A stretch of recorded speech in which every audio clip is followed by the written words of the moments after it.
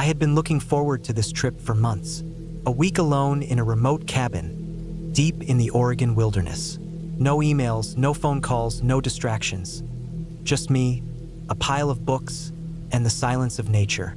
The cabin was old but sturdy, a relic from the early 1900s, built by some long-forgotten logger.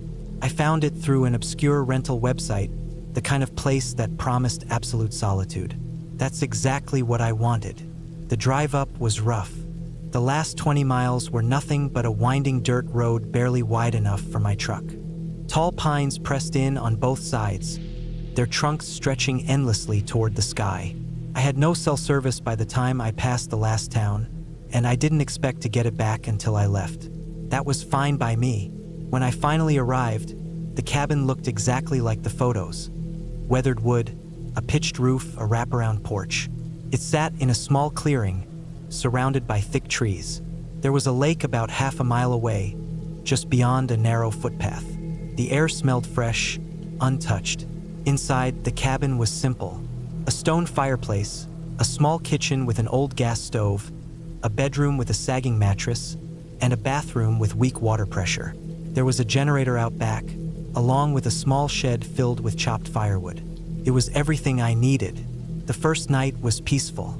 I built a fire, cooked a simple meal, and sat outside with a book, listening to the wind in the trees. I fell asleep easily, wrapped in a cocoon of quiet. The second day, I explored. I walked down to the lake, skipping rocks across the glassy surface. The water was cold, untouched by summer. The forest felt alive, but not in a way that made me uneasy. Birds called, branches swayed, and somewhere in the distance, a woodpecker hammered against a tree. That night, I woke up to a sound outside, a soft crunching, like footsteps in the gravel near the porch. I held my breath, listening. Could have been an animal, a deer maybe, or a raccoon. I reached for the flashlight beside my bed and clicked it on, shining it through the thin curtains. Nothing, just trees and darkness. I told myself it was nothing. Still, I locked the door before I went back to bed. The next morning, I found something strange near the treeline. A single boot print, large, deep in the dirt, too big to be mine. I hadn't seen another person for miles. There were no other cabins nearby, no trails leading past this place. I told myself someone must have passed through a while ago, maybe a hiker or a hunter, but it bothered me. That night, I heard the footsteps again, closer this time, slow, deliberate. I stayed perfectly still, staring at the ceiling, barely breathing. Then 3 soft knocks on the front door. Knock, knock, knock. I didn't move. My truck was parked around the side of the cabin, out of sight from the porch. No way a stranger would know I was here unless they'd been watching. I waited, heart pounding. The knocking didn't come again. Eventually, the footsteps retreated. I barely slept. By morning, I had convinced myself I was overreacting. I checked outside. No footprints. No signs of anyone.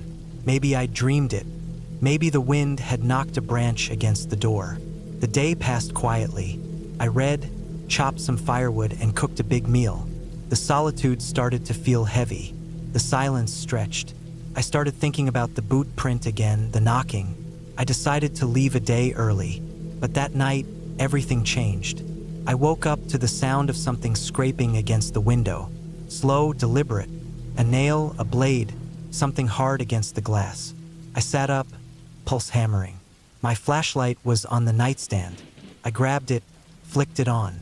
The beam cut through the dark. There was a face staring back at me. For a second, I couldn't move. My brain refused to understand what I was seeing. Just outside the window, inches from the glass, was a man. Gaunt, hollow eyes, sunken cheeks. He didn't flinch at the light. He just stood there, staring. His hand, pale and thin, pressed against the window pane. I lunged for my bag, fumbling for the hunting knife I'd packed. When I looked back, he was gone. I didn't sleep after that. I sat in the chair by the fireplace, knife in my lap, staring at the door, listening.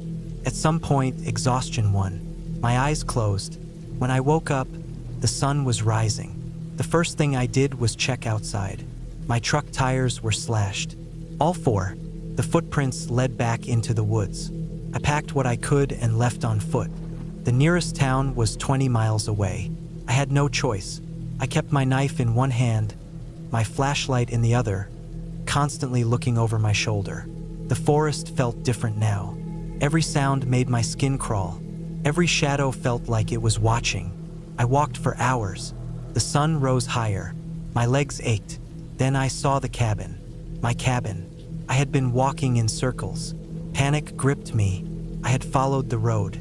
How had I ended up back here? My throat was dry, my hands shaking. I didn't go inside. Couldn't. I turned and ran. This time I didn't stop. I ran until my lungs burned, until my vision blurred. I ran until I saw power lines, until I heard the distant hum of an engine. A highway. I stumbled onto the asphalt, waving my arms. A truck slowed, then stopped. The driver rolled down the window, eyes wide. "You all right?" he asked. I couldn't answer. I just climbed into the passenger seat, shaking. He drove me to the nearest town. I told the police everything. They hiked up to the cabin, found my truck, my bags, the slashed tires, but no footprints, no sign that anyone else had ever been there. They didn't believe me. Maybe they were right. Maybe I imagined it. Maybe isolation played tricks on my mind. But sometimes at night, I still see that face, pressed against the glass, watching. I had been looking forward to this trip for months. A week alone in a remote cabin, deep in the Oregon wilderness. No emails, no phone calls, no distractions. Just me, a pile of books, and the silence of nature. The cabin was old but sturdy, a relic from the early 1900s, built by some long-forgotten logger. I found it through an obscure rental website, the kind of place that promised absolute solitude. That's exactly what I wanted. The drive up was rough. The last 20 miles were nothing but a winding dirt road barely wide enough for my truck. Tall pines pressed in on both sides, their trunks stretching endlessly toward the sky. I had no cell service by the time I passed the last town, and I didn't expect to get it back until I left. That was fine by me. When I finally arrived, the cabin looked exactly like the photos. Weathered wood, a pitched roof, a wraparound porch. It sat in a small clearing, surrounded by thick trees. There was a lake about half a mile away, just beyond a narrow footpath. The air smelled fresh, untouched. Inside, the cabin was simple. A stone fireplace, a small kitchen with an old gas stove, a bedroom with a sagging mattress, and a bathroom with weak water pressure. There was a generator out back, along with a small shed filled with chopped firewood. It was everything I needed. The first night was peaceful. I built a fire, cooked a simple meal, and sat outside with a book, listening to the wind in the trees. I fell asleep easily, wrapped in a cocoon of quiet. The second day I explored. I walked down to the lake, skipping rocks across the glassy surface. The water was cold, untouched by summer. The forest felt alive, but not in a way that made me uneasy. Birds called, branches swayed, and somewhere in the distance, a woodpecker hammered against a tree. That night, I woke up to a sound outside, a soft crunching, like footsteps in the gravel near the porch. I held my breath, listening. Could have been an animal, a deer maybe, or a raccoon. I reached for the flashlight beside my bed and clicked it on, shining it through the thin curtains. Nothing, just trees and darkness. I told myself it was nothing. Still, I locked the door before I went back to bed. The next morning, I found something strange near the tree-line. A single boot print, large, deep in the dirt, too big to be mine. I hadn't seen another person for miles. There were no other cabins nearby, no trails leading past this place. I told myself someone must have passed through a while ago, maybe a hiker or a hunter, but it bothered me. That night, I heard the footsteps again, closer this time, slow, deliberate. I stayed perfectly still, staring at the ceiling, barely breathing. Then 3 soft knocks on the front door. Knock, knock, knock. I didn't move. My truck was parked around the side of the cabin, out of sight from the porch. No way a stranger would know I was here unless they'd been watching. I waited, heart pounding. The knocking didn't come again. Eventually, the footsteps retreated. I barely slept. By morning, I had convinced myself I was overreacting. I checked outside. No footprints. No signs of anyone. Maybe I dreamed it. Maybe the wind had knocked a branch against the door. The day passed quietly. I read, chopped some firewood, and cooked a big meal. The solitude started to feel heavy. The silence stretched. I started thinking about the boot print again, the knocking. I decided to leave a day early. But that night, everything changed. I woke up to the sound of something scraping against the window. Slow, deliberate. A nail, a blade, something hard against the glass. I sat up, pulse hammering. My flashlight was on the nightstand. I grabbed it, flicked it on. The beam cut through the dark. There was a face staring back at me. For a second, I couldn't move. My brain refused to understand what I was seeing. Just outside the window, inches from the glass, was a man. Gaunt, hollow eyes, sunken cheeks. He didn't flinch at the light. He just stood there, staring. His hand, pale and thin, pressed against the window pane. I lunged for my bag, fumbling for the hunting knife I'd packed. When I looked back, he was gone. I didn't sleep after that. I sat in the chair by the fireplace, knife in my lap, staring at the door, listening. At some point, exhaustion won. My eyes closed. When I woke up, the sun was rising. The first thing I did was check outside. My truck tires were slashed. All four. The footprints led back into the woods. I packed what I could and left on foot. The nearest town was 20 miles away. I had no choice. I kept my knife in one hand, my flashlight in the other, constantly looking over my shoulder. The forest felt different now. Every sound made my skin crawl. Every shadow felt like it was watching. I walked for hours. The sun rose higher. My legs ached. Then I saw the cabin. My cabin.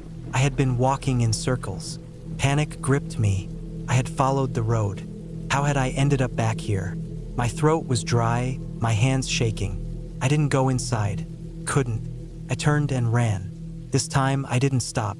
I ran until my lungs burned, until my vision blurred. I ran until I saw power lines, until I heard the distant hum of an engine. A highway. I stumbled onto the asphalt, waving my arms. A truck slowed, then stopped. The driver rolled down the window, eyes wide. "You all right?" he asked. I couldn't answer. I just climbed into the passenger seat, shaking. He drove me to the nearest town. I told the police everything. They hiked up to the cabin, found my truck, my bags, the slashed tires, but no footprints, no sign that anyone else had ever been there. They didn't believe me. Maybe they were right. Maybe I imagined it. Maybe isolation played tricks on my mind. But sometimes at night, I still see that face, pressed against the glass, watching. I never planned on staying in that cabin for long. It was just supposed to be a quiet place to clear my head for a few days. That's all. But things don't always go the way we want them to, and I learned that the hard way. The drive up took longer than expected. The roads were empty, twisting through miles of dense forest. My GPS had lost signal an hour ago, and I had to rely on a printed map I barely understood. I should have turned around when I first felt that uneasy feeling creeping in, but I convinced myself it was just exhaustion. I kept driving until I finally saw the cabin at the end of a narrow dirt road, surrounded by towering pines. The cabin itself was old. The wood was dark with age, the windows were small, and the front porch sagged a little. It had that abandoned look, even though I knew it wasn't. I had rented it from a guy online who promised it was secluded and peaceful. It was definitely secluded. Peaceful? Not so much. I stepped out of my car and grabbed my bags, my ears adjusting to the silence around me. No wind, no birds, just trees standing still, pressing in from all sides. The air smelled damp, like the earth had just been turned over. It made me uneasy, but I shook it off. I had driven too far to let my nerves ruin this. The inside of the cabin was simple. A small kitchen with a propane stove, a single worn-out couch, and a wooden table with mismatched chairs. There was a fireplace, but the logs stacked beside it were damp. The bedroom was just a bed pushed against the wall with an old quilt draped over it. Everything smelled faintly of dust and wood smoke, like no one had been here for a while. I locked the door behind me and set my bags down. There was no cell signal, but I had expected that. The owner had mentioned there was an old radio if I needed to reach someone, but I wasn't planning on using it. I just wanted a few days to myself. By nightfall, I had already started feeling off. It wasn't the isolation. I had been alone before. It was something else. A feeling like I was being watched, like something was just out of sight, waiting. Every time I glanced out the window, I expected to see someone standing there, but there was nothing, just trees and darkness. I tried to sleep, but the woods were too quiet. I thought I'd hear crickets, maybe the sound of small animals moving through the brush, but there was nothing, just silence so heavy it made my ears ring. I kept telling myself I was being paranoid, but I couldn't shake the feeling that I wasn't as alone as I thought. Sometime past midnight, I heard something outside, a soft rustling, like footsteps moving through the leaves. I held my breath, listening. The sound came again, slow and deliberate, circling the cabin. I wanted to believe it was an animal, but deep down, I knew better. I reached for my flashlight and crept toward the window, moving slowly, careful not to make a sound. I aimed the beam into the trees, scanning the darkness. Nothing, but the sound had stopped. That almost made it worse. I stood there for a long time, waiting. My pulse hammered in my ears, but no other sound came. I forced myself to turn away, to go back to bed, but I kept the flashlight close. I told myself it was nothing, just my imagination, but I didn't sleep. Not really. The next morning, I stepped outside to check around the cabin. The damp earth should have shown tracks if something had been walking around, but there was nothing. No footprints, no disturbed leaves, just untouched ground. It didn't make sense. I tried to shake it off. I made breakfast, went for a walk, tried to distract myself, but the feeling never left. It clung to me, a tight knot in my stomach that wouldn't go away. And by the time the sun started setting again, I knew I wasn't going to get any rest that night either. Then I heard it again, the same slow footsteps circling, closer this time, not just outside, but right up against the walls of the cabin. I turned off my lantern and crouched in the dark, heart pounding. I gripped my flashlight but didn't turn it on. I didn't want to see. I just wanted it to go away. Then came the worst part. The doorknob rattled. I froze. My mouth went dry. Someone or something was trying to get in. I held my breath, waiting. The knob rattled again, harder this time, like whoever was outside was testing it, seeing if it would give. I didn't move. I didn't make a sound. And then, just as suddenly as it started, it stopped. I stayed like that for hours, afraid to even breathe too loudly. The first hint of dawn finally crept through the windows, and I gathered my things in silence. I didn't care if I had paid for another night. I was leaving. I stepped outside cautiously, my keys in my hand, ready to bolt to my car. The forest looked the same as before, still silent. But something caught my eye near the porch steps. A single handprint pressed into the damp earth. Not an animal's, a human hand. But something was wrong with it. The fingers were too long, the shape too narrow, like someone had dragged their hand through the dirt with unnatural force. I didn't wait to figure out what it meant. I got in my car, started the engine, and drove without looking back. I don't know who or what was out there, but I know one thing. I wasn't alone in that cabin. I don't know why I ever thought spending a few days alone in a cabin was a good idea. Maybe I wanted a break from city noise, or maybe I just needed space to think. Either way, when I saw the listing online, a small wooden cabin deep in the woods, surrounded by nothing but trees and quiet, I booked it without a second thought. The drive out there took longer than expected. The roads narrowed the further I went, twisting through dense forest, the trees thick and heavy on both sides. By the time I reached the turnoff, the sun had started to dip behind the hills. The cabin itself was about a mile down a dirt path barely wide enough for my car. As I drove, Branches scraped the sides, and loose rocks crunched under my tires. I felt a small knot of unease in my stomach, but I brushed it off.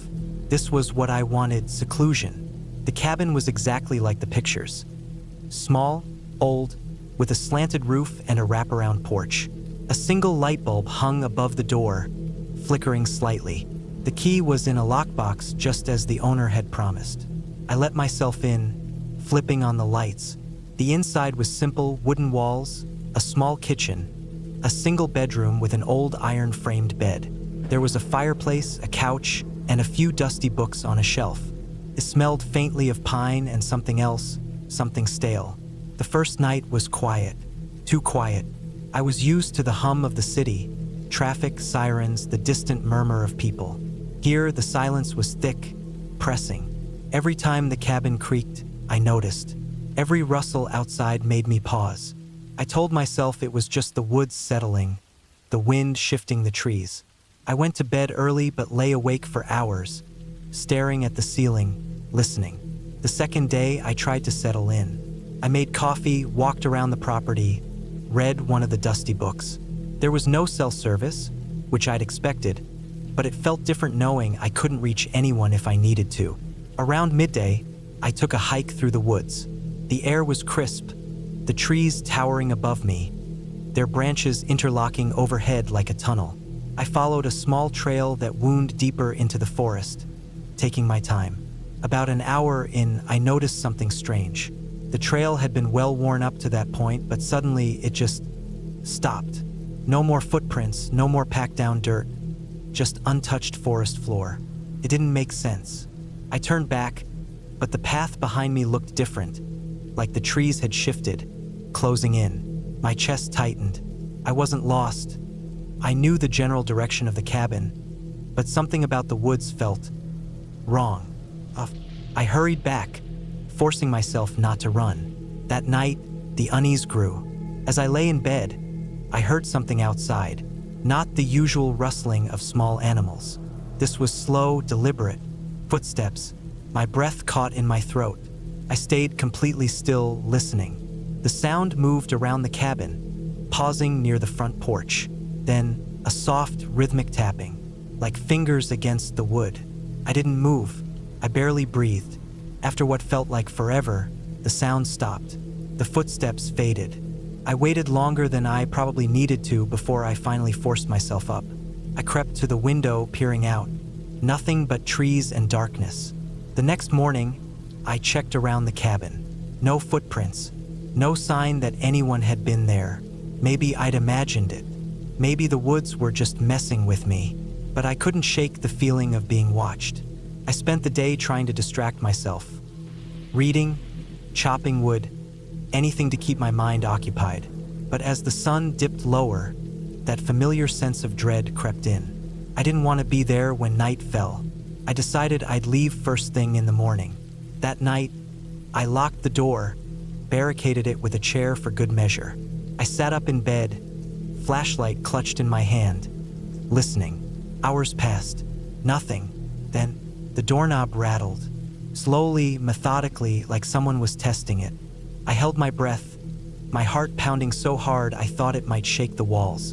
Then came a whisper of movement outside, followed by a soft scratching along the wood. It circled the cabin, moving in slow, deliberate steps. I don't know how long it lasted. Maybe minutes, maybe hours. But eventually, the sounds faded. I stayed awake until dawn, gripping the flashlight so tightly my fingers ached. As soon as the sun rose, I grabbed my things and left. I didn't bother cleaning up. I didn't bother locking the door. I just threw my bag in the car and sped down that dirt path as fast as I could. When I finally reached the main road, I felt like I could breathe again. I never figured out what was out there. An animal wouldn't move like that. Person wouldn't just leave no trace. But I know what I heard, and I know I'm never going back. I always thought I was the type of person who could handle being alone. I never needed much company. A few good books, a stocked fridge, and the peace of a quiet place away from people was all I ever wanted. That's why I rented the cabin. It was supposed to be a week of solitude, a reset. No emails, no phone calls, just me and the silence of the woods. It was an old cabin, the kind that looked sturdy enough but had seen better days. The walls were thick logs, darkened by time and weather, and the floors creaked with every step. It sat deep in the woods, far enough from the main road that the only sounds were the wind moving through the trees and the occasional scurrying of small animals in the brush. The owner, a quiet man who met me at the rental office, gave me a set of keys and told me the basics: how to work the old-fashioned wood stove, where the extra firewood was stacked, and that if I needed anything, well, I wouldn't be able to call because there was no service. He said it with a little smile, like he knew that was the reason I had picked the place. The first night was uneventful. I set up my things, made a quick meal, and sat by the fire with a book. The stillness was nice. No car horns, no voices, just the occasional creak of the cabin settling into the cold night. It was colder than I expected, and the fire only did so much to keep the chill from creeping in. Still, it was peaceful. That peace didn't last. The second night, I woke up to a noise outside. A sharp, rhythmic sound, like something tapping against wood. It was slow at first. Tap, tap, tap. I sat up in bed, listening. The wind had picked up, moving through the trees, but the tapping didn't stop. It sounded close, right outside. I told myself it was a tree branch knocking against the cabin. The kind of sound that, in any other setting, I wouldn't have even noticed. Then it changed. The tapping stopped, and instead, I heard something scrape against the wood of the cabin. A long, slow drag, like something being pulled along the walls. My stomach tightened. I wanted to believe it was just an animal, maybe a raccoon or a deer rubbing against the logs. But the sound was too deliberate, too steady. I got out of bed slowly, moving toward the window. The glass was old, wavy, making it hard to see clearly. But I could make out the shapes of the trees, the empty porch, the dark stretch of woods beyond. Nothing moved. The sound had stopped. I stood there for a long time, staring out, waiting for something to shift, but the forest remained still. Eventually, I crawled back into bed, telling myself it was nothing. The next morning, I checked outside. The ground was covered in fallen leaves, undisturbed. But when I looked at the side of the cabin, I saw marks on the wood.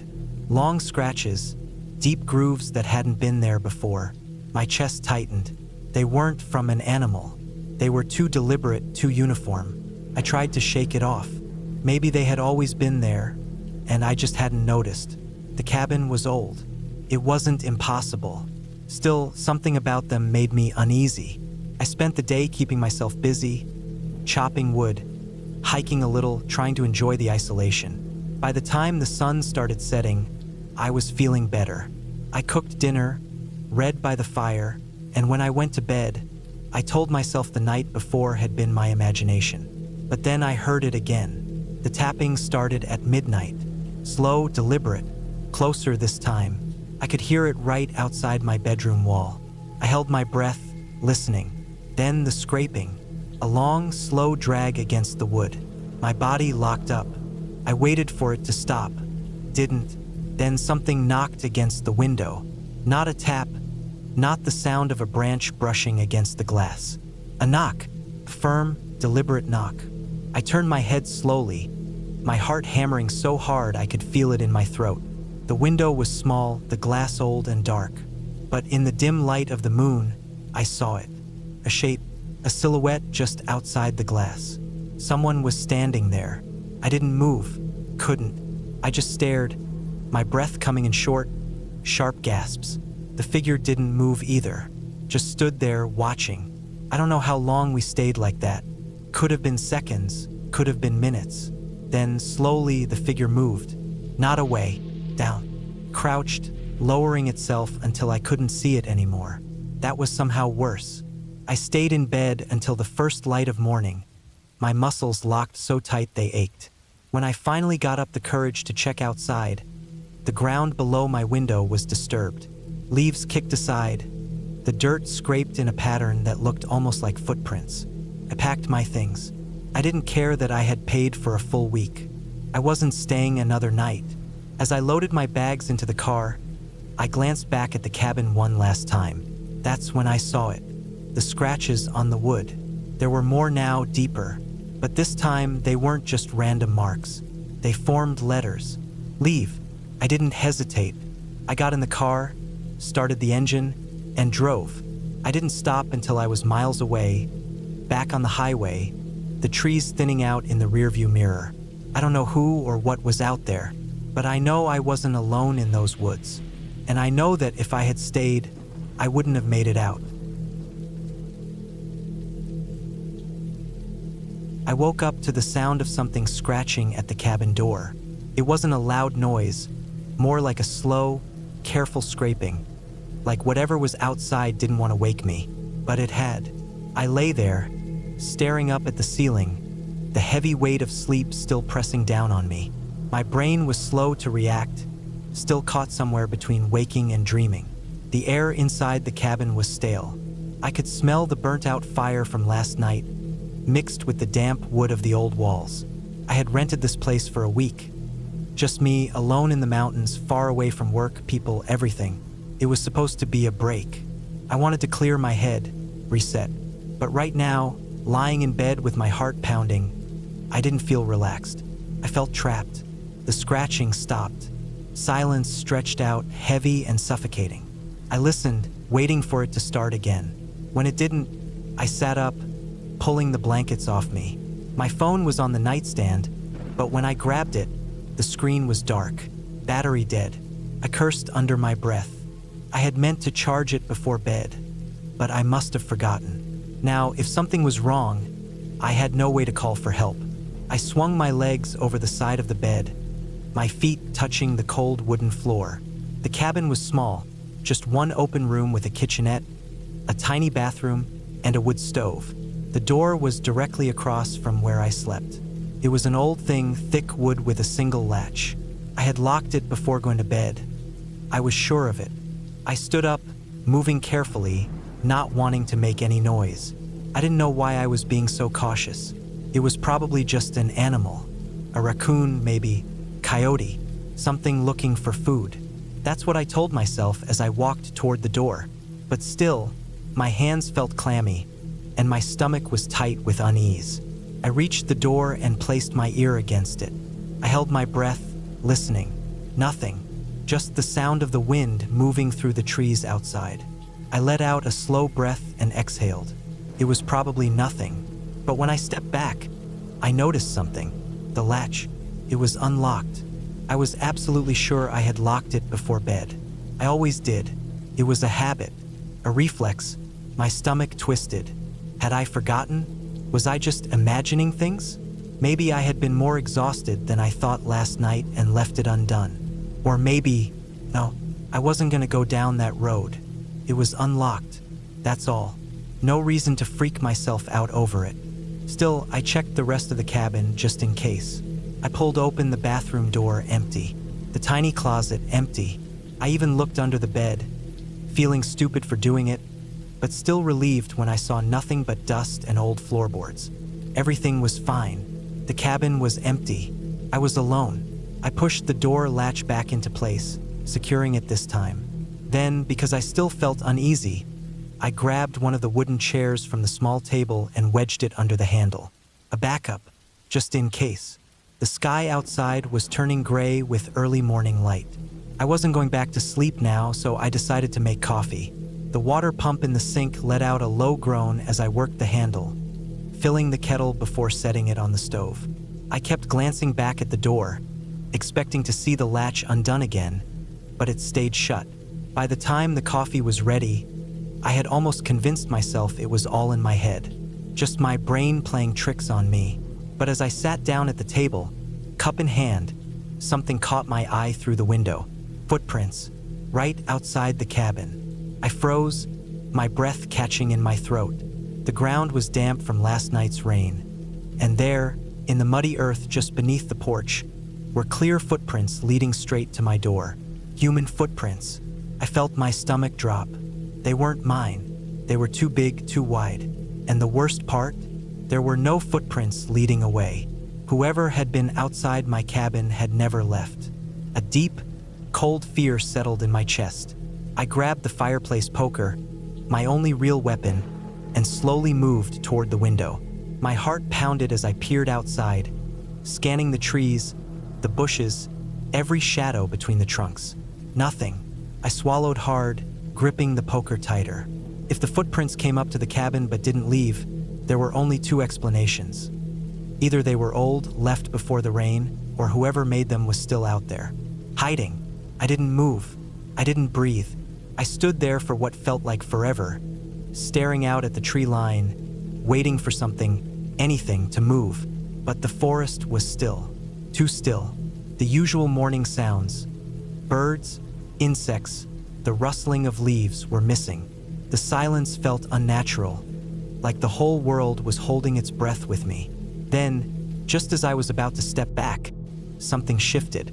A figure, just barely visible between the trees, standing perfectly still, facing my cabin. My body locked up. I wanted to believe it was a trick of the light, a shadow cast by the rising sun. But I knew better. Someone was out there, watching me. I backed away from the window slowly, careful not to make a sound. My heart was slamming against my ribs, my breath coming in shallow gasps. I felt like a rabbit caught in a trap, knowing the predator was close but unable to do anything about it. I had no phone, no way to call for help. My car was parked a few minutes down the trail, but that meant going outside, exposing myself. Then a sound, a new one, a soft creak from the porch. My eyes snapped to the door, the latch, the chair, still in place. But the sound had been real. I wasn't imagining it. I wasn't alone. I gripped the poker so tightly my knuckles ached. I had two choices: stay inside and wait, or run. Running meant leaving the safety of the cabin, but staying meant waiting for whoever was out there to make the next move. I made my decision. In a burst of movement, I lunged for the door, yanking the chair away and throwing the latch open. I didn't stop to think. I didn't hesitate. I bolted outside, feet pounding against the damp earth, sprinting toward the trail where my car was parked. Branches whipped against my arms, my breath ragged and sharp. I didn't dare look back. The car was in sight, just a few more feet. I fumbled in my pocket, yanking out the keys, my fingers shaking as I hit the unlock button. The headlights flashed. I ripped the door open, throwing myself inside and slamming it shut. My hands fumbled to start the engine. Then, finally, the roar of the engine. I threw it into drive and tore down the dirt road, tires kicking up mud and gravel. I didn't stop. I didn't slow down. I just drove, pushing the speed limit, my eyes darting to the rearview mirror over and over, half expecting to see someone standing in the middle of the road behind me. But there was no one. I didn't stop until I reached the main road, miles away from the cabin. Only then did I finally pull over, my whole body shaking. My mind raced, replaying everything. The footprints, the figure in the woods, the sound on the porch. I didn't know who they were. I didn't know what they wanted, and I didn't care. I was never going back to that cabin again. The first thing I noticed when I arrived at the cabin was how quiet it was. Not the peaceful kind of quiet, the kind that felt unnatural, like something had pressed a hand over the mouth of the forest and told it to keep still. I had rented the place for a week, thinking I could use the solitude to clear my head. Life had been wearing me down, and a break from the city sounded perfect. The cabin was deep in the woods, with no neighbors for miles, just a dirt road winding through thick trees. It looked old but sturdy, with dark wooden planks and a porch that sagged slightly under its own weight. The key had been left under a rock by the front steps, just like the owner had promised. I unlocked the door and stepped inside. The air smelled like wood, dust, and something faintly damp. The living room had a couch that looked like it had been sat on for generations, a small fireplace, and a single window that faced the trees. The kitchen was basic: an old fridge, a rusty sink, and a wooden table with two chairs. A narrow hallway led to a bedroom and a bathroom, both just as plain as the rest of the place. I dropped my bag on the bed and checked my phone. No signal. Not surprising this far out. I had expected that, but it still left me feeling uneasy. I reminded myself that this was the whole point. Disconnecting. No emails, no notifications, no outside world. Just me and the woods. The first night, I barely slept. The bed was uncomfortable, and every noise outside put me on edge. The wind pushed against the trees, branches creaked, and somewhere in the distance, I heard what sounded like a deer moving through the brush. I told myself it was just the unfamiliar sounds of nature that made me uneasy. But then, around 3 a.m., I heard something else. It was a soft but deliberate sound, something tapping against the window in the living room. 3 slow, steady taps. I held my breath, listening.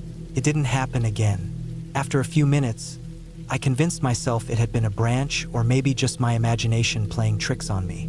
I eventually fell asleep, but I kept waking up every hour, checking the dark corners of the room like something might be there. The next morning, I walked around the cabin, looking for anything that might have caused the noise. The trees weren't close enough for branches to hit the window. I didn't see any footprints or signs that anyone had been there. Still, I couldn't shake the feeling that I wasn't alone. I spent the day trying to distract myself, chopping wood, reading, walking down the dirt road a bit, but the unease never really left. The silence felt heavier than before, like the forest was holding its breath. That night, I locked the doors and windows before going to bed. I even wedged a chair under the front doorknob just in case. It felt silly, but I did it anyway. I lay in bed, listening, waiting. At some point, I must have drifted off because I woke up to a sound that turned my stomach to ice.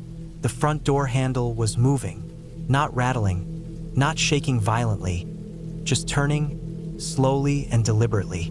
I couldn't move. I just lay there, staring at the ceiling, my heartbeat pounding in my ears. The chair under the doorknob creaked slightly, but it held. Whoever or whatever was on the other side of that door stood there for what felt like forever. Then, finally, the handle stopped moving. I didn't hear footsteps walking away, just silence. I stayed awake until dawn, gripping the hunting knife I had packed, my eyes locked on the bedroom door. When the sun finally rose, I forced myself to check the front door. The chair was still in place, but when I moved it and stepped outside, I saw them. Footprints. They led from the edge of the woods to my front door and then away again, disappearing into the trees. I wanted to believe it was some lost hiker, some harmless person who had made a mistake in the dark. But deep down, I knew better. Someone had been watching me, and they weren't done yet. I don't like thinking about that weekend, but some nights when I can't sleep, it comes back. The sounds, the smells, the weight of it all presses down on me like something I can never shake off. It wasn't ghosts or anything supernatural. It was something worse, something real. It started when I decided to spend the weekend alone in my family's old hunting cabin. It had been years since I'd last been up there. My dad used to take me when I was younger, but he passed, and after that, I never really had a reason to go back.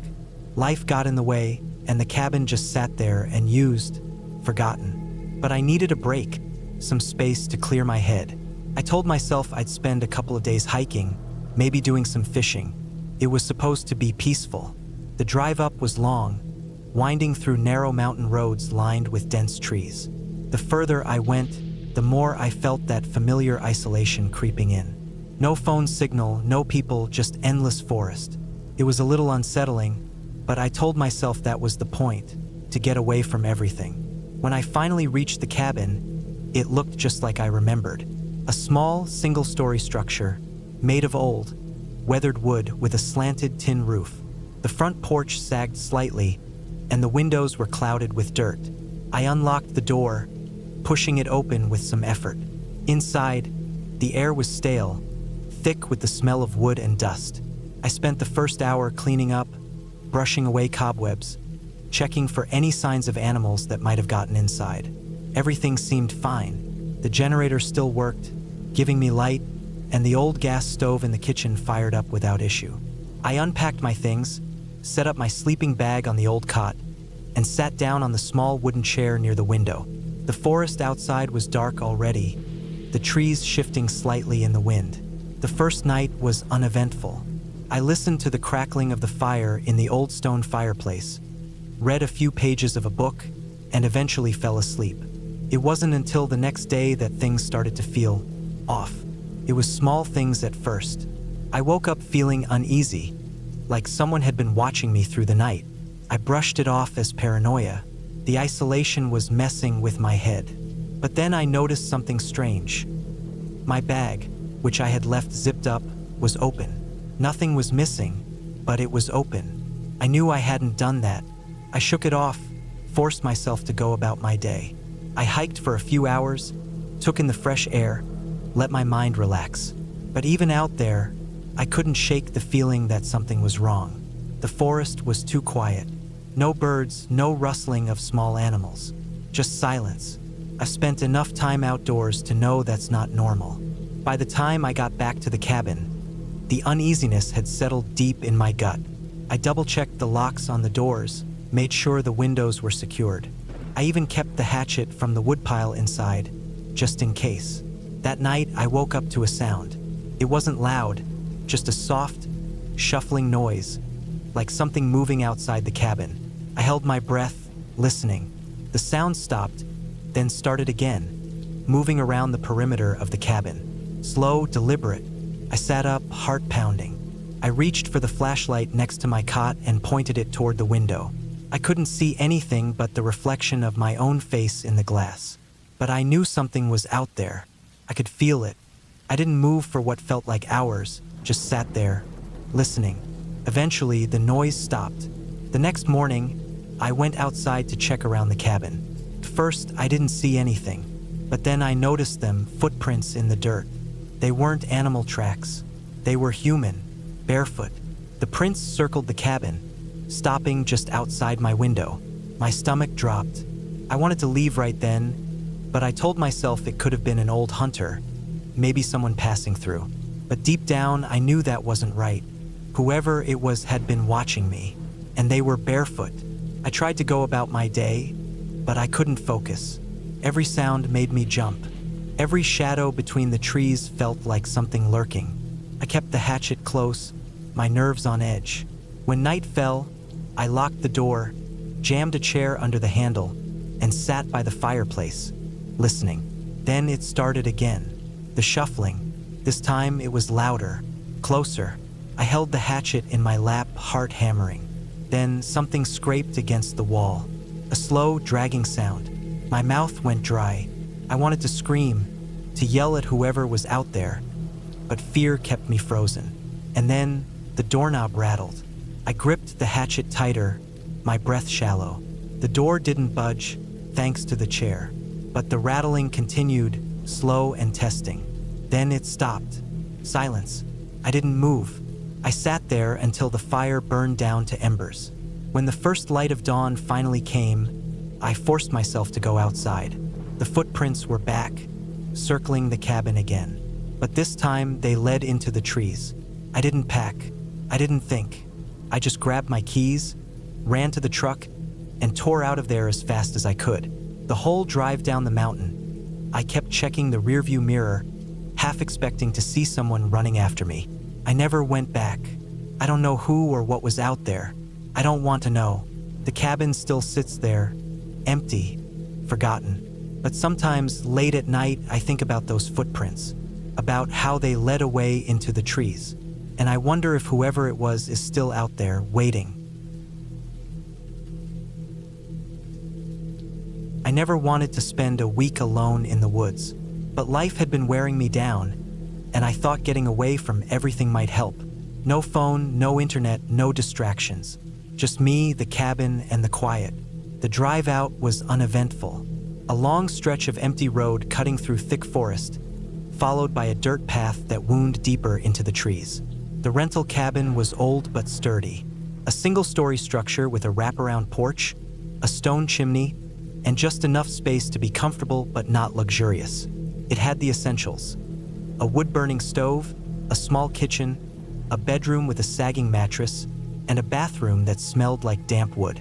There was no electricity, just propane lanterns and a backup generator I was supposed to use only if necessary. I had enough food to last the week, a few books, and a hunting knife just in case. I wasn't expecting to need it, but something about being alone in the woods made me uneasy. The first night was calm. The wind whispered through the trees, and the sounds of nocturnal animals drifted through the walls. I had a fire going, and for the first time in months, I felt a sense of peace. It didn't last. The second night, I woke up to a sound. It wasn't the wind, not an animal. It was deliberate, a soft rustling near the porch, like footsteps moving cautiously through the leaves. I sat up in bed, heart hammering. I listened, barely breathing. Nothing, just silence. I told myself it was just my mind playing tricks. Maybe a raccoon. Maybe the wind shifting the branches in a way that sounded like something it wasn't. I forced myself to go back to sleep. The next morning, I checked outside. The ground was covered in fallen leaves, making it hard to see any tracks. But something felt off. The firewood I had stacked neatly by the porch was scattered. Some pieces were several feet away, like they'd been thrown. That night, the noises came back, soft but steady, footsteps circling the cabin. I stayed in bed, gripping the hunting knife, waiting for something, anything to happen. But just like before, the sound eventually stopped. By the fourth day, I was on edge. I started double-checking the locks. I made sure the windows were shut tight. Every little sound sent my heart racing. The cabin, which had felt peaceful at first, now felt like a trap. That night, I didn't sleep. I sat in the chair by the fire, listening, waiting. Around 2 a.m., I heard it again. Not just footsteps this time. A slow, dragging sound, like something heavy being pulled across the ground. It moved around the cabin, stopping at the front door. I held my breath. The doorknob rattled. Once, twice, then silence. I gripped the knife so hard my fingers ached. My mind raced. If it was an animal, it wouldn't try the door. If it was a person, what the hell did they want? The hours crawled by. I didn't move until the first light of dawn seeped through the trees. When I finally forced myself to step outside, my stomach twisted. The ground was disturbed. The leaves pushed aside in long streaks like something had been dragged. I followed the marks for a few feet before they vanished into the undergrowth. No tracks, no prints, just the unsettling knowledge that something had been outside, and it had come right up to my door. I wanted to leave, but the thought of driving that long dirt road alone, knowing something or someone had been out there, made my skin crawl. I convinced myself I was overreacting. Maybe it was just some animal looking for food. Maybe I was letting my imagination get the best of me. But that night, I heard breathing. It was close, just outside the thin walls of the cabin. Deep, steady inhales and exhales, like someone standing just inches away, waiting, listening. I didn't move. I barely let myself breathe. The sound stayed there for what felt like hours. Then, finally, slow footsteps moved away, swallowed by the forest. That was enough. I wasn't going to wait around to see what happened next. As soon as the sun rose, I packed my things, threw everything into the truck, and started the engine. As I backed up, something caught my eye. A shape in the trees, standing just far enough away to be almost hidden. A figure, tall, motionless, watching. I didn't stop. I didn't think. I floored it, speeding down the dirt road, my heart slamming against my ribs. When I finally reached the main road, I didn't stop driving. Not until I was miles away, surrounded by streetlights and the distant hum of civilization. I never went back for my deposit, never told anyone what happened. I just know that I'll never step foot in those woods again. Something was out there, and it knew I was alone.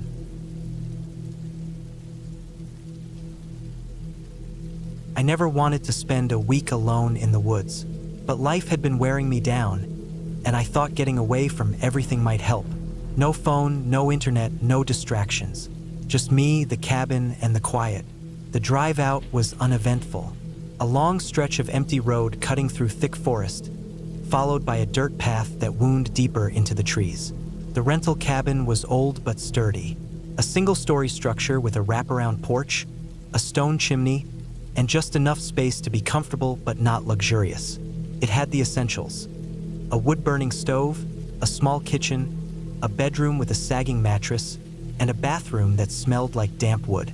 There was no electricity, just propane lanterns and a backup generator I was supposed to use only if necessary. I had enough food to last the week, a few books, and a hunting knife just in case. I wasn't expecting to need it, but something about being alone in the woods made me uneasy. The first night was calm. The wind whispered through the trees, and the sounds of nocturnal animals drifted through the walls. I had a fire going, and for the first time in months, I felt a sense of peace. It didn't last. The second night, I woke up to a sound. It wasn't the wind, not an animal. It was deliberate, a soft rustling near the porch, like footsteps moving cautiously through the leaves. I sat up in bed, heart hammering. I listened, barely breathing. Nothing, just silence. I told myself it was just my mind playing tricks. Maybe a raccoon. Maybe the wind shifting the branches in a way that sounded like something it wasn't. I forced myself to go back to sleep. The next morning, I checked outside. The ground was covered in fallen leaves, making it hard to see any tracks. But something felt off. The firewood I had stacked neatly by the porch was scattered. Some pieces were several feet away, like they'd been thrown. That night, the noises came back, soft but steady, footsteps circling the cabin. I stayed in bed, gripping the hunting knife, waiting for something, anything to happen. But just like before, the sound eventually stopped. By the fourth day, I was on edge.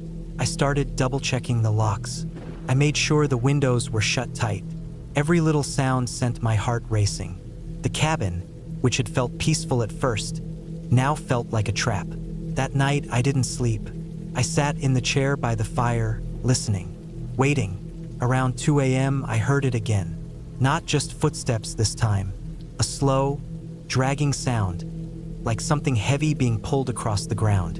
It moved around the cabin, stopping at the front door. I held my breath. The doorknob rattled. Once, twice, then silence. I gripped the knife so hard my fingers ached. My mind raced. If it was an animal, it wouldn't try the door. If it was a person, what the hell did they want? The hours crawled by. I didn't move until the first light of dawn seeped through the trees. When I finally forced myself to step outside, my stomach twisted. The ground was disturbed. The leaves pushed aside in long streaks like something had been dragged.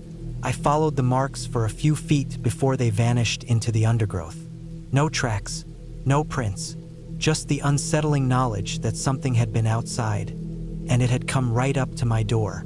I wanted to leave, but the thought of driving that long dirt road alone, knowing something or someone had been out there, made my skin crawl. I convinced myself I was overreacting. Maybe it was just some animal looking for food. Maybe I was letting my imagination get the best of me. But that night, I heard breathing. It was close, just outside the thin walls of the cabin.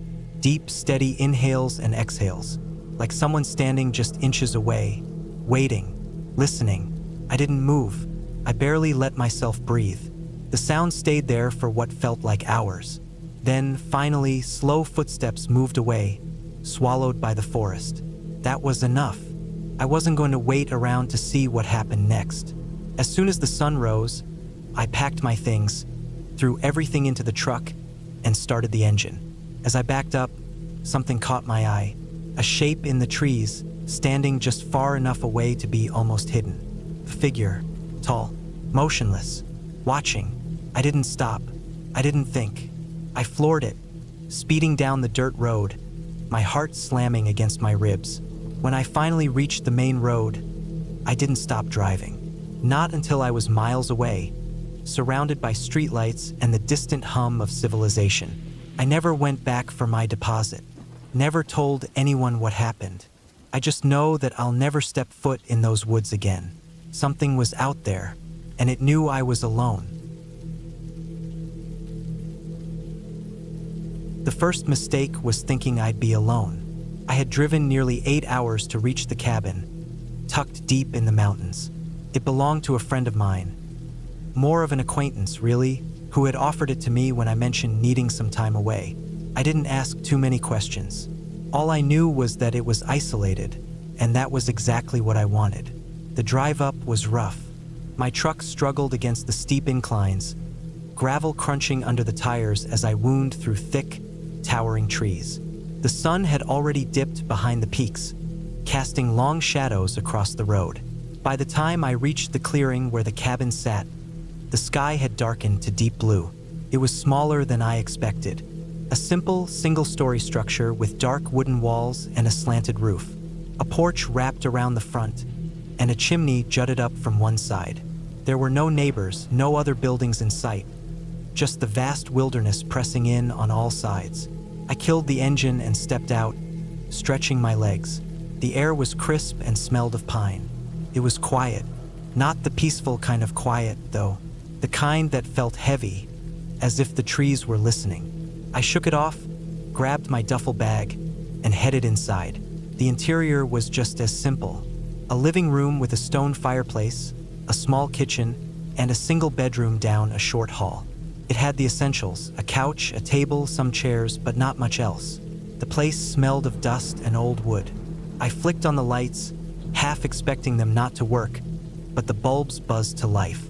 I locked the door behind me, not that it felt necessary. Who the hell would be all the way out here? I dropped my bag on the couch and checked my phone. No service, as expected. There was a landline on the wall, but I didn't bother testing it. The point of this trip was to get away, after all. I made a quick dinner from the supplies I'd brought: canned soup, crackers, a beer. The wind had picked up outside, whistling through the trees. I turned on the old radio sitting on the kitchen counter, but all I got was static. I left it on anyway. Something about the white noise made the cabin feel less empty. By the time I was ready for bed, the wind had turned into a full-blown storm. Rain hammered against the windows, and the trees groaned under the force of it.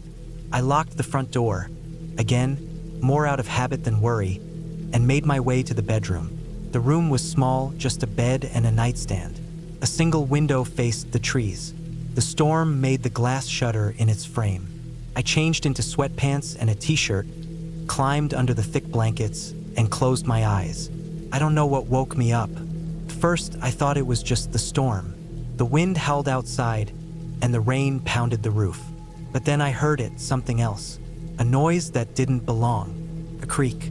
Not from the storm, not from the wind, from inside the cabin.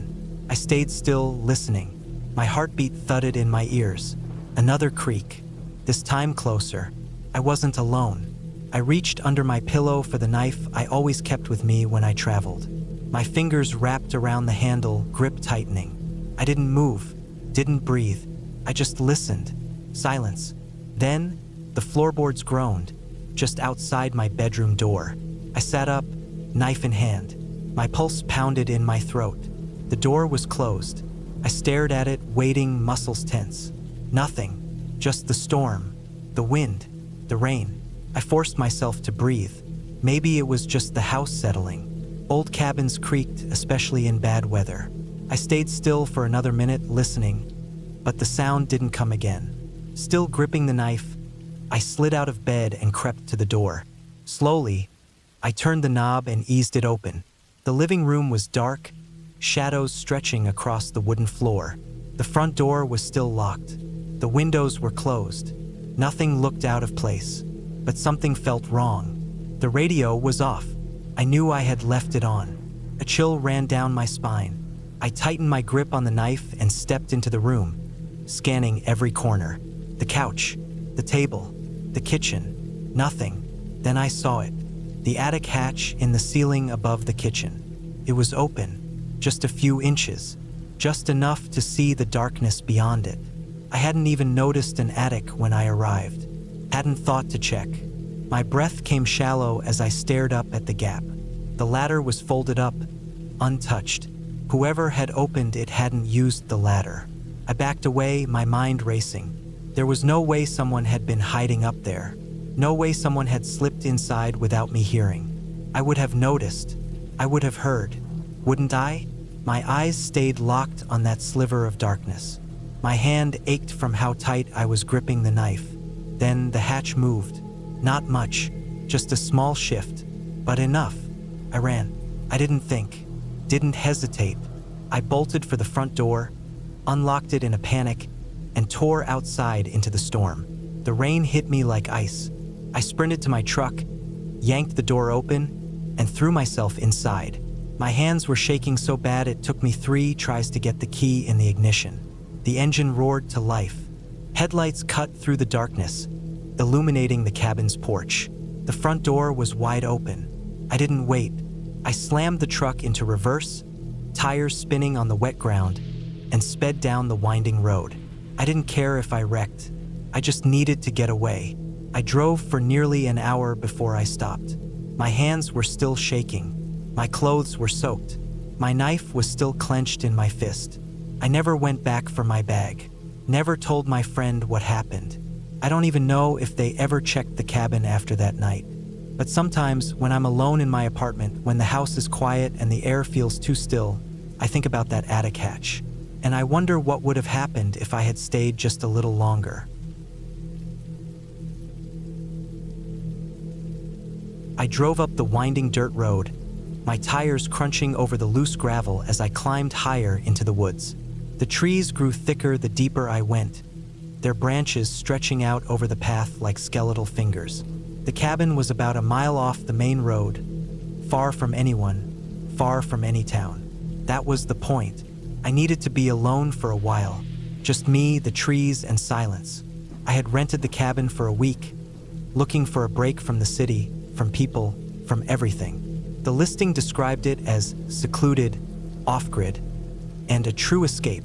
That's what I wanted. No phone calls, no emails, no interruptions. Just the quiet hum of nature. As I pulled up, the place looked exactly like the pictures. A small wooden cabin, faded with age but still standing strong.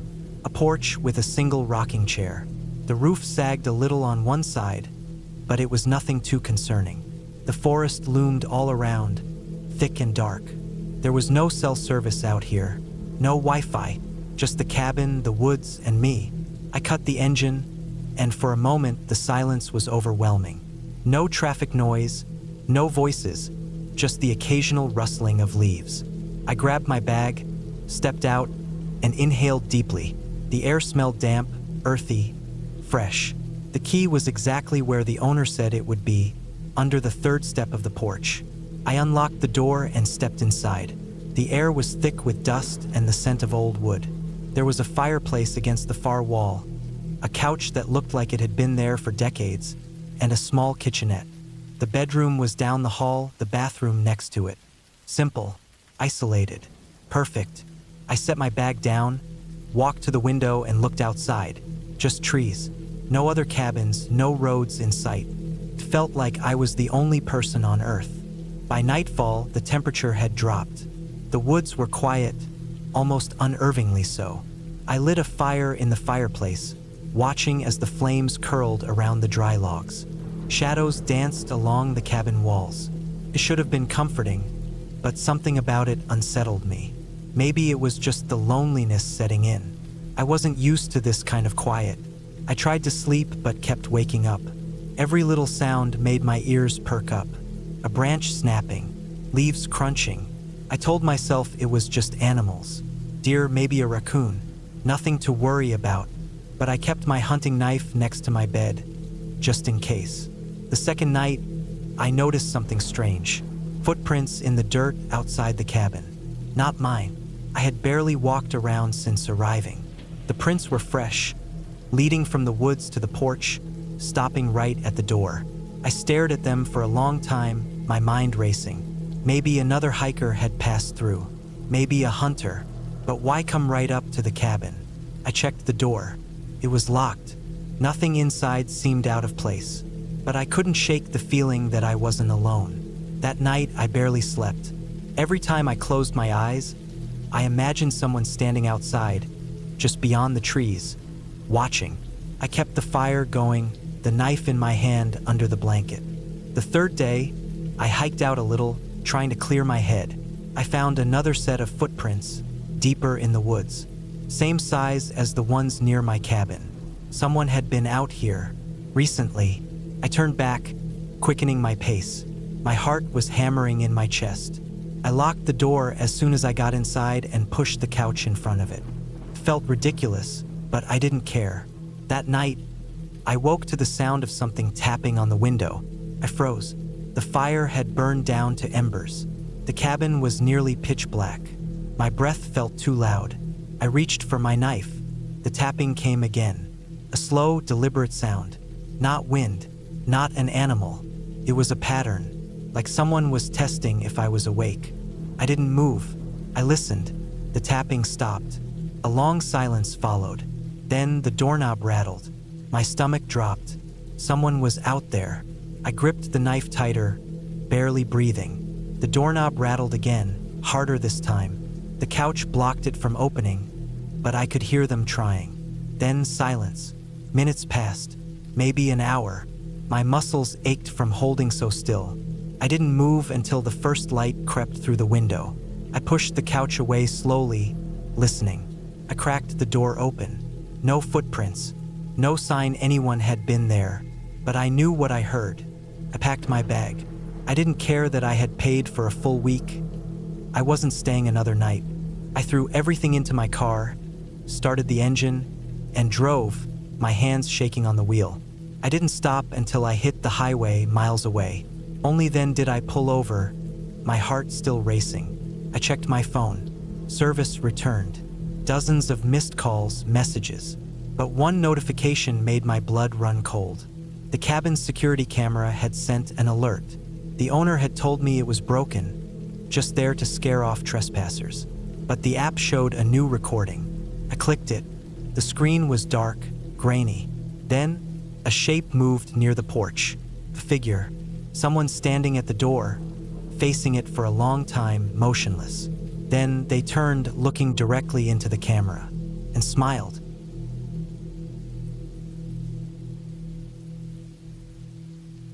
I drove up to the cabin in the late afternoon, just as the sun was starting to set behind the thick tree line. The road was nothing more than a dirt path winding through the forest, barely wide enough for my truck. It had been years since I had last come out here, but everything looked the same. Tall pines stretching high into the sky, their shadows long and dark across the ground. The air smelled of damp earth and pine needles, a scent I had almost forgotten. I parked beside the cabin, my tires crunching over gravel. The place belonged to my uncle, though he hadn't used it in years. He had offered it to me when I mentioned needing a break from the city, somewhere quiet. It was supposed to be a peaceful retreat. Just me, the woods, and a few days to clear my head. The cabin itself was small, made of old wood that had darkened over time. The roof sagged slightly, and the front steps creaked under my weight as I walked up. I unlocked the door, and it stuck for a moment before finally giving way with a low groan. Inside, the air was stale, like it hadn't been opened in months. Dust coated the wooden floorboards, and a few dead flies lay scattered on the windowsill. I dropped my bag near the doorway and walked through the cabin, checking each room. The main area had a couch covered in an old quilt, a fireplace that looked like it hadn't been used in years, and a small kitchen with outdated appliances. There was one bedroom in the back, just big enough for a bed and a dresser. A single window overlooked the trees, the glass smudged with dirt. The silence was overwhelming. No city noise, no distant hum of traffic, just the wind moving through the trees and the occasional creak of the cabin settling. I told myself it was exactly what I needed. That first night, I made a simple meal on the old gas stove and ate in silence. The sun had disappeared completely, and the forest outside had become a black void.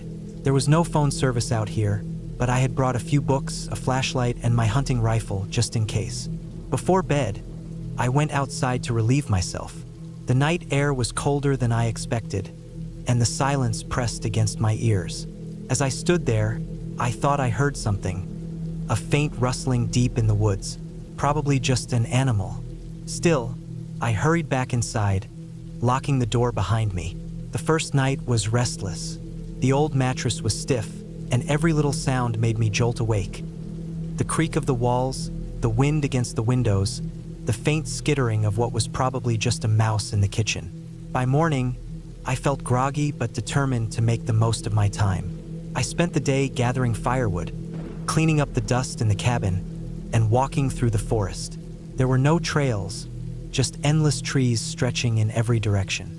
The further I went, the more I felt a strange unease creeping up my spine.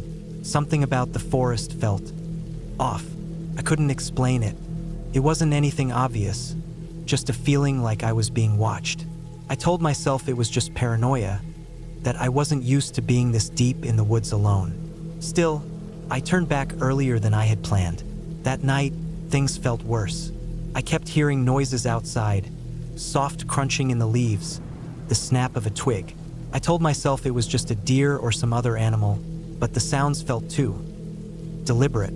At one point, I grabbed my rifle and shone my flashlight through the trees. The beam cut through the darkness, illuminating nothing but branches and shadows. Still, I couldn't shake the feeling that something had just slipped out of sight.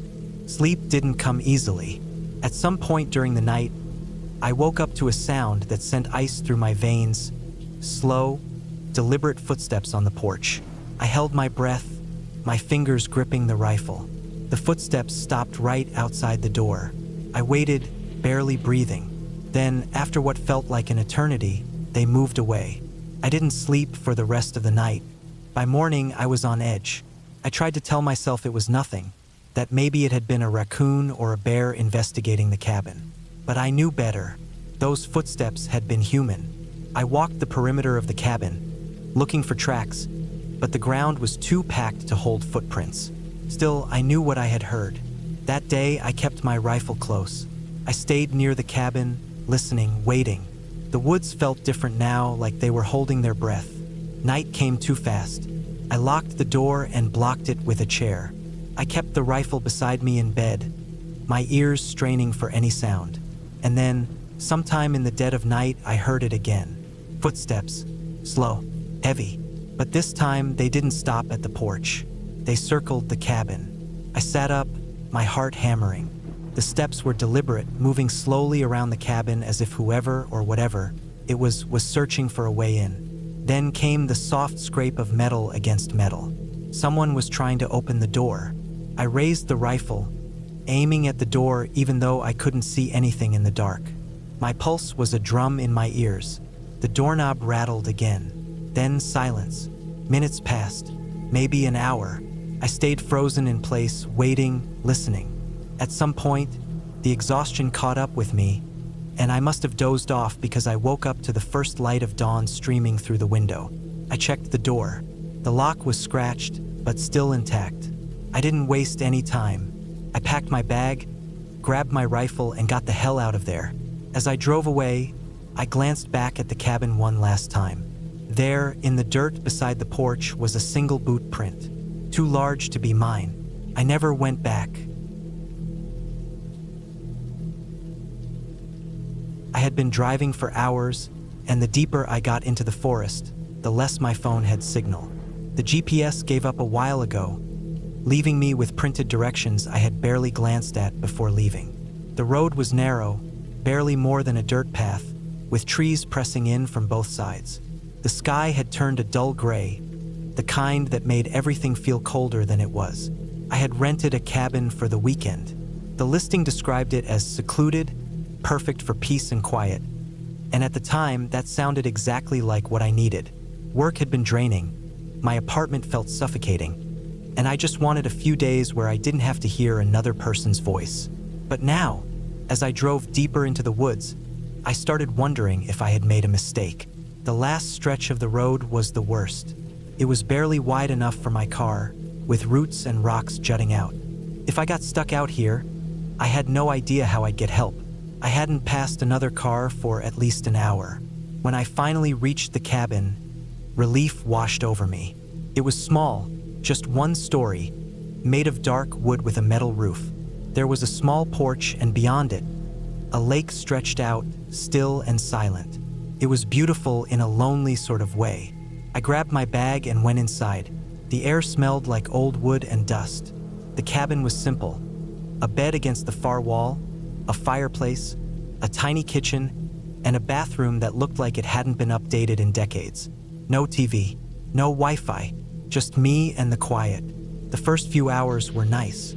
I made coffee, sat on the porch, and listened to the water lap against the shore. But as the afternoon faded, an uneasiness settled over me. Maybe it was the isolation, or maybe it was just being in an unfamiliar place, but I couldn't shake the feeling that something was off. It started with small things. A creak from the other side of the cabin when I wasn't moving. The feeling of being watched when I looked out into the trees.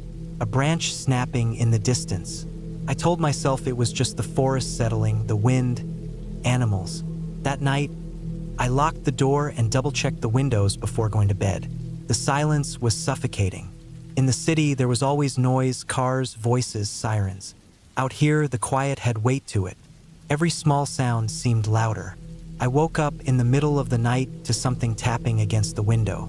My heart pounded as I lay still, listening. It was slow, deliberate, like someone was testing to see if the glass would break. I didn't move. I just stared at the ceiling, barely breathing. After a minute, the tapping stopped. I stayed awake for hours, listening. I wanted to believe it was a tree branch, but there were no trees close enough to the window. The next morning, I checked outside. There were no footprints, no signs that anything had been near the cabin. I almost convinced myself I imagined it. The day passed slowly. I tried to distract myself, reading, walking along the lake, but I couldn't shake the feeling that I wasn't alone. I kept catching movement from the corner of my eye, but every time I turned, there was nothing. That night, I barricaded the door with a chair. It felt ridiculous, but it made me feel a little safer. I lay in bed, listening. The wind picked up, making the trees groan. Then, around 2 a.m., I heard it again. The tapping. This time, it was at the back window. Slow, rhythmic. My stomach twisted. I reached for my phone, but of course, there was no signal. I lay there, frozen, listening. Then came the sound of footsteps. Soft, deliberate, moving from the back of the cabin to the front porch. I held my breath. The chair against the door suddenly felt useless. The footsteps stopped. Then a long, slow exhale right outside the door. I couldn't move. My hands gripped the blanket so tightly my fingers ached. Minutes passed, maybe hours. I didn't sleep. I just lay there waiting. When the first light of dawn filtered through the window, I finally moved. My body was stiff, sore. I forced myself to get up and check outside. Nothing. No footprints, no signs of anything. But I knew what I heard. I packed my things in record time. The weekend wasn't worth it. I grabbed my keys and went to the car, my hands shaking as I unlocked the door. The drive back felt longer. Every shadow between the trees looked like it was watching me. I didn't breathe easy until I saw the first sign of civilization. When I got home, I checked the listing again. The pictures looked the same, the description was the same, but something was different. The comments. A new one had been added the night before. Did anyone else hear footsteps outside at night? I shut my laptop. I didn't need to know the answer. I should have never gone up to that cabin alone. It was a mistake, but at the time I thought it would be a good way to clear my head. Work had been suffocating. The city was a mess of noise, and I just wanted silence. So, I rented a cabin deep in the woods for a week. No internet, no cell service, just isolation. That was the plan. The drive took me nearly 4 hours. The last stretch was a winding dirt road, barely wide enough for my truck, surrounded by thick trees. The further I went, the darker it seemed to get. The sun wasn't even setting yet, but under the dense canopy, it felt like late evening. The cabin itself was old but sturdy. Small, just one bedroom, a bathroom, and an open living area with a kitchen. There was a fireplace, which I assumed I'd need since the forecast predicted cold nights. Outside, there was a shed, locked up tight, and a small woodpile stacked neatly against the back wall. Beyond that, just trees, stretching in every direction. No neighbors, no sounds except the wind and occasional chirping of birds. The first night was fine, quiet, almost too quiet. I didn't realize how used to background noise I was until I was lying in bed, staring at the ceiling, listening to absolutely nothing. No cars, no voices, just the creaks of the old cabin and the distant rustling of trees. The second day, I spent most of my time hiking. The woods were thick, but I had a map and marked my way with bright orange tape. I didn't go too far, just enough to get a feel for the area. When I got back, I made a fire, cooked some canned chili, and sat on the small porch watching the trees. That was when I first had the feeling, like I was being watched. I told myself it was just paranoia. I was alone, and that kind of isolation does weird things to your brain. But the feeling stuck with me. Even inside the cabin, with the door locked, I felt exposed, vulnerable. I checked the windows twice before going to bed. The next morning, I woke up to something strange. The stack of firewood outside had been disturbed. Some pieces were on the ground, scattered, like someone had kicked them. I told myself it must have been an animal, maybe a raccoon or something. I cleaned it up, but the feeling of unease grew stronger. That day, I decided to hike a bit further. I followed my marked trail deeper into the woods. About an hour in, I found something that made my stomach turn: a campsite. It wasn't old. The fire pit had ashes. The logs around it weren't rotted. There was even an empty canteen lying on the ground.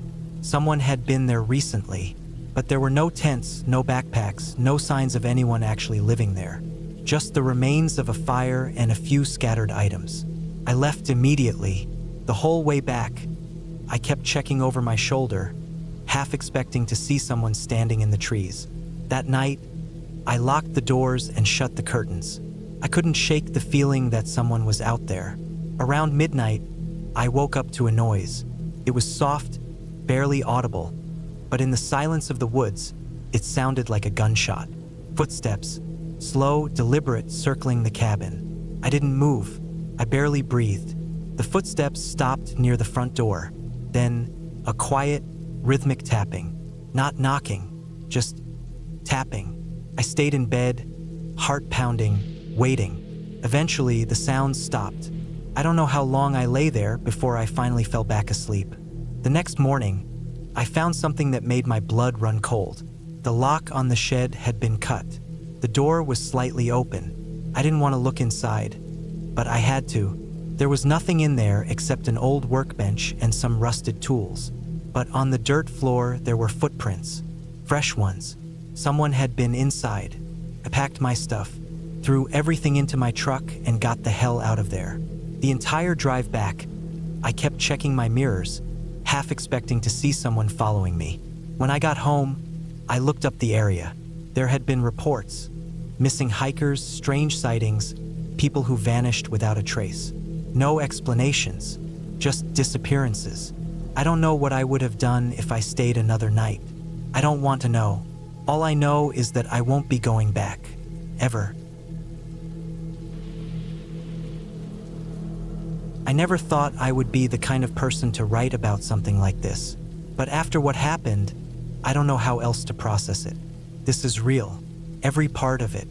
I've gone over it in my head 1,000 times, trying to figure out how I missed the warning signs, how I could have seen it coming. But I never did. And that's what scares me the most. It started with a simple idea. A weekend alone in a cabin. I needed a break from everything. The city, my job, people. Just time to breathe. The cabin belonged to a friend of a friend. Nothing fancy, just a small place deep in the woods, a couple of hours from the nearest town. No Wi-Fi, barely any cell service. Exactly what I wanted. The drive up was peaceful. The deeper I got into the forest, the quieter it became. No traffic, no honking, just the sound of my tires on gravel and the occasional bird in the distance. The road narrowed the farther I went, until it was barely more than a dirt path. By the time I reached the cabin, it was already late afternoon. It was exactly what I expected: small, worn, but sturdy. A single-story structure with a front porch, a steep metal roof, and a stone chimney. The kind of place that had probably been built decades ago and hadn't changed much since. There was a shed off to the side, half covered in moss, and a stack of firewood by the door. The trees pressed in close, their branches casting long shadows across the clearing. I parked the car, grabbed my bag, and stepped inside. It smelled like old wood and dust, the air heavy with the scent of damp earth. There was a main room with a fireplace, a small kitchen, and a single bedroom in the back. No TV, no radio, just silence. I spent the first few hours settling in, unpacking my things, stacking wood near the fireplace, checking for any leaks or broken windows. Everything seemed fine. The place was old, sure, but it was solid. I felt safe there. The first night was uneventful. I made a simple dinner, read by candlelight for a while, then went to bed. The quiet was strange at first, almost too deep, but I told myself I'd get used to it. I slept fine. It was the second night when things started to feel off. I had been chopping firewood earlier in the day. The axe was heavy, and after a while I got tired. I left it stuck in a log by the shed and went inside.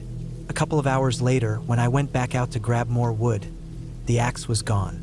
I stared at the spot where I had left it. I was sure, absolutely sure, it had been there. I looked around, thinking maybe it had fallen or I had placed it somewhere else, but I couldn't find it. Maybe I was just tired. Maybe I hadn't been paying attention. That was what I told myself. That night, as I lay in bed, I started noticing the sounds. The cabin settled, creaking and groaning in the cold. Normal sounds, but beneath that, something else. A soft rustling, like footsteps moving through the leaves outside. I held my breath, listening. Silence. Then, another sound. Closer this time. A soft thud, like something heavy stepping onto the porch. I sat up slowly, my heart pounding. The front door was locked.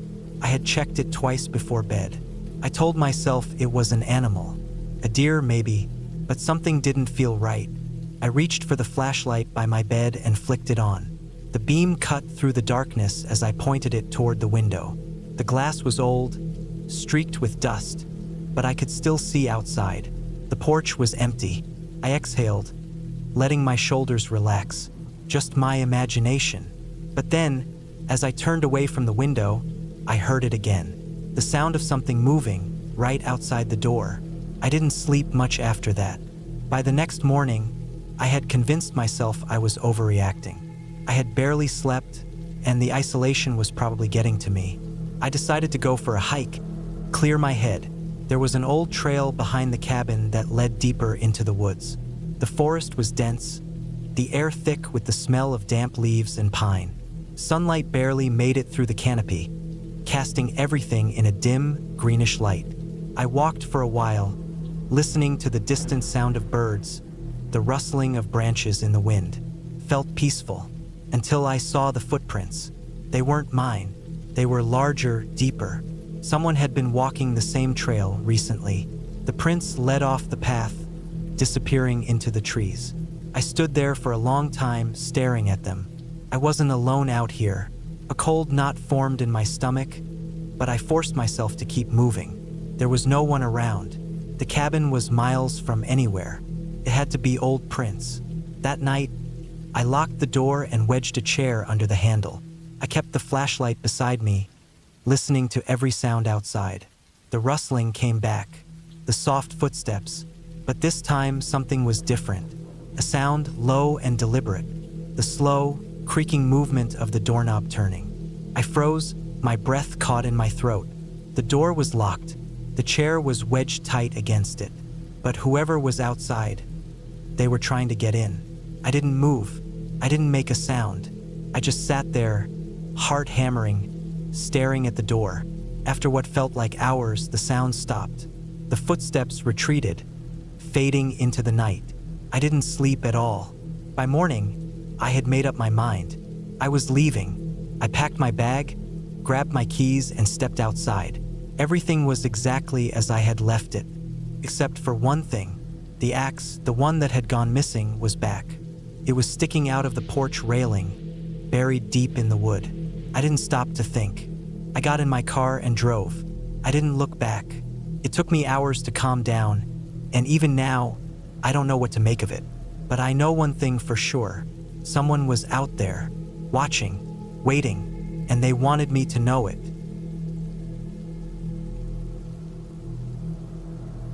I still don't know if I was being paranoid or if something was truly wrong that night. But the more I think about it, the more I realize how close I was to something bad happening. Something that still makes my stomach twist when I picture it.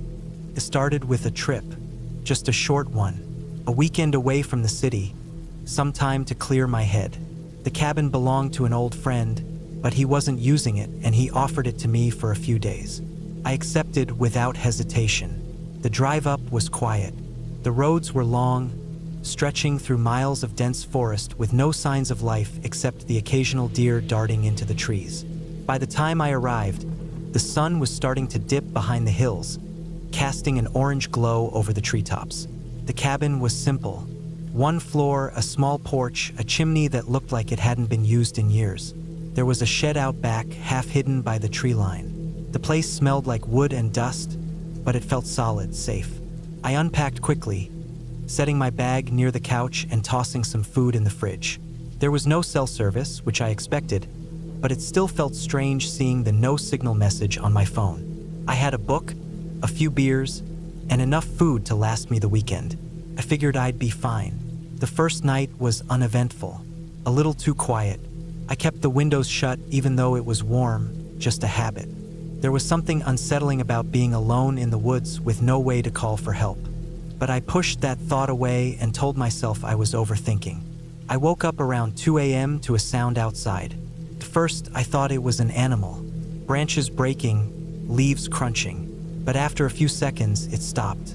I sat there in bed, listening, my heart pounding in my ears.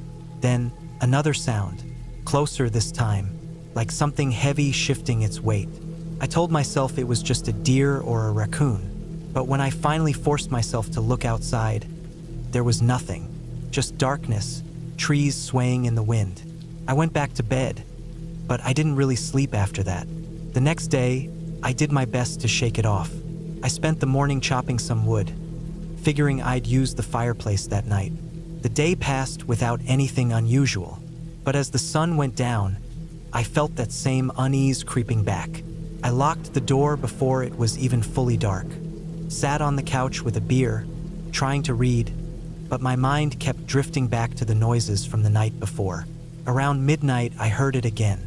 Slow, deliberate movement outside. This time, it wasn't just in one spot. It was circling the cabin. I sat there, frozen, staring at the front door. The only weapon I had was a kitchen knife, which suddenly felt useless.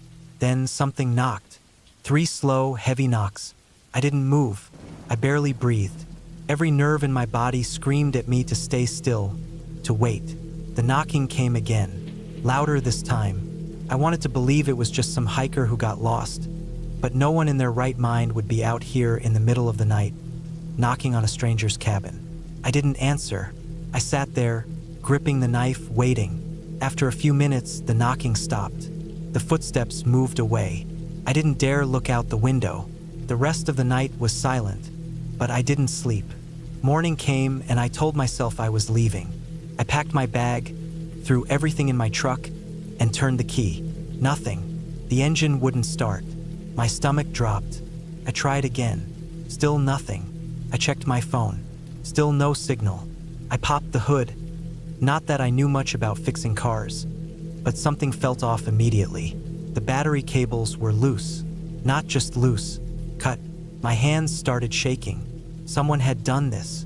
Someone had been out here waiting, watching. I didn't know if they were still around. I locked myself in the cabin, barricading the door with the couch. I found a flashlight and checked every window, every possible way someone could get in. And then I waited. Night came again, and with it, the sounds. This time, they were louder, closer. Footsteps, breathing. The handle on the front door moved, slowly, testing it. Then the knocking came again. 3 slow, heavy knocks. I didn't answer, and then silence. For hours, nothing happened. I stayed awake, gripping the knife, jumping at every sound. Then, just before dawn, I heard the truck door slam. Then another sound, an engine starting. I ran to the window. My truck. Someone was in it, driving it away. I was stranded. I didn't move until the sun was fully up. I forced myself to step outside to check the area. Whoever it was, they were gone, but they had taken my only way out. I had no choice. I had to walk. I grabbed my bag, stuffed whatever food I could carry, and left. I didn't look back at the cabin. I just kept walking, following the dirt road, hoping I'd find someone before nightfall. Hours passed. My legs ached. My throat was dry. And then, finally, I saw a truck coming down the road. I waved it down, nearly collapsing when it stopped. The driver was an older man, his face lined with concern. He asked if I was okay, and I told him I needed a ride. He didn't ask too many questions, just nodded and told me to hop in. I never went back to that cabin. I never asked my friend if he knew anything about it, and I never found out who was out there that night. But I know they were real, and I know if I had answered that door, I wouldn't be telling this story now.